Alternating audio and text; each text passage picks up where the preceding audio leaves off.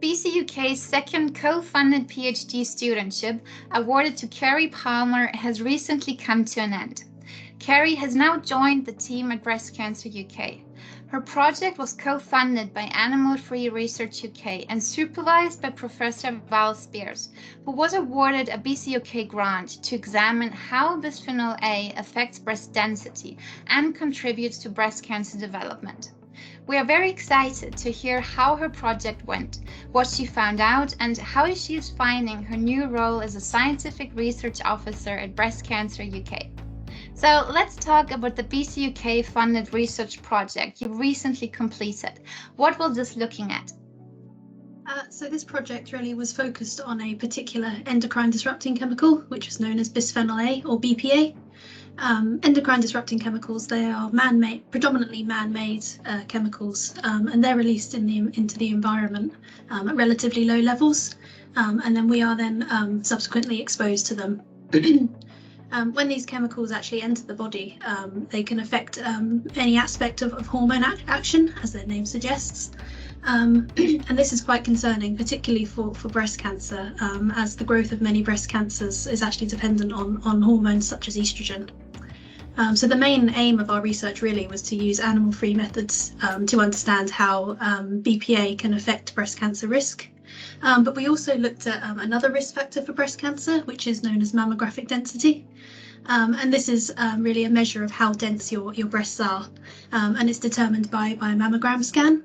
And it's known that individuals who have a higher mammographic density, which means they have denser breasts, are actually at an increased risk of breast cancer.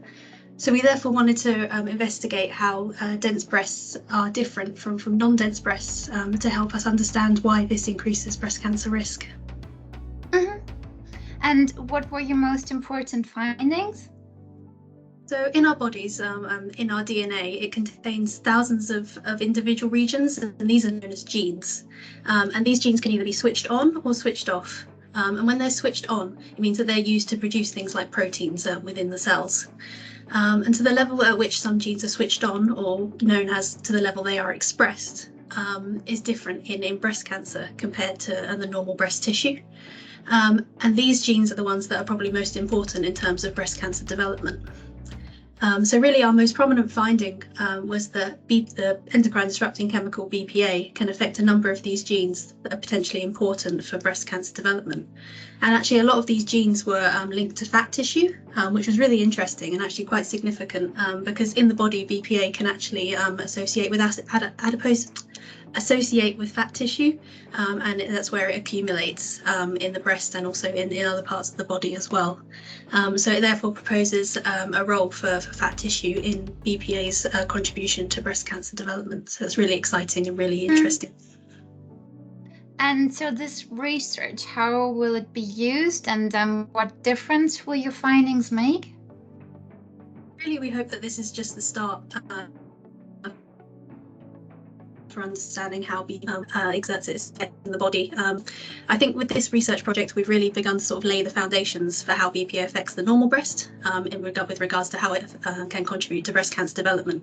And we've really proposed a few ways in which it may actually contribute to breast cancer development. And we hope that this can then be taken forward or taken further to really try and understand and pinpoint the exact mechanisms of exactly how BPA can influence breast cancer risk. Mm-hmm. Were there any hurdles you had to overcome, and how did the pandemic affect your research? Oh, the pandemic, it was a crazy time. It really basically resulted in laboratory closures worldwide, not just in the UK, which meant that we had to sort of revert to home working, which was very strange. But also, since my PhD is predominantly lab-based, it meant that all of my experimental work had to be paused or abandoned, and then this created quite a significant time constraint on the experimental work once we returned to the laboratories, once we were allowed back. But another challenge or another hurdle, I think, was also, as I was co-funded by Animal Free Research UK, I was unable to use any animal-derived materials in my work. So it was quite a challenge to identify suitable alternatives for most of the experimental work, especially because most of my work uses cells, and the maintenance of cells uses quite a few products that are derived from animals. However, I do really feel strongly that we should be trying to actively find these and use these alternatives in research especially to treat human disease. And what has Breast Cancer UK support meant for your research? Oh, the support has been invaluable to me. I mean, from when I think about when I started to now, I really feel like I've developed my skills and I've really become a better scientist. Like I feel like a completely different person to when I started, and I feel really, really proud of what I've managed to achieve with BC UK's help. And I think in particular their continued support along with Animal Free Research UK, especially when we were facing unprecedented circumstances with COVID-19 and everything like that. It's really made this research possible and what it is today. So I'm really, really grateful. And so you've recently started a new role as a scientific research officer at Breast Cancer UK. How are you liking it so far, and what are you working on right now? Yeah, I'm really, really enjoying it actually. It's quite a big change from my PhD where I was working in the lab every day, but I'm really enjoying it. It's a new challenge for me, and everyone has been really, really welcoming, and I already feel like part of the team, which is lovely. In terms of what I'm working on, I've recently just finished writing a brief, which is actually up on the website now, and it's all about bisphenol compounds and chemicals, including the one from my project BPA, and how they can increase breast cancer risk, and what we can do to try and reduce our exposure to them as well. So I would encourage anyone who's interested to have a look on the website and have a read. Yes, please. And so my last question is, what scientist, living or dead, do you most admire?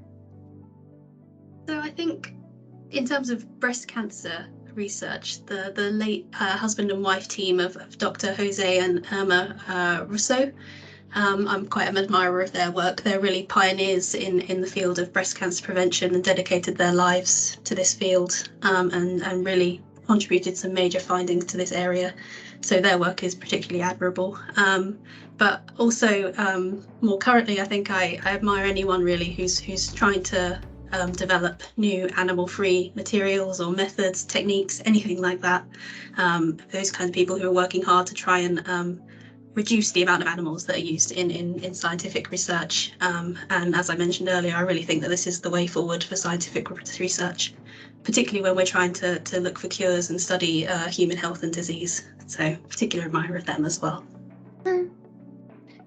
Okay, so thank you for the interview, Kerri. If you want to find out more about our breast cancer research, please visit our website at www.breastcanceruk.org.uk.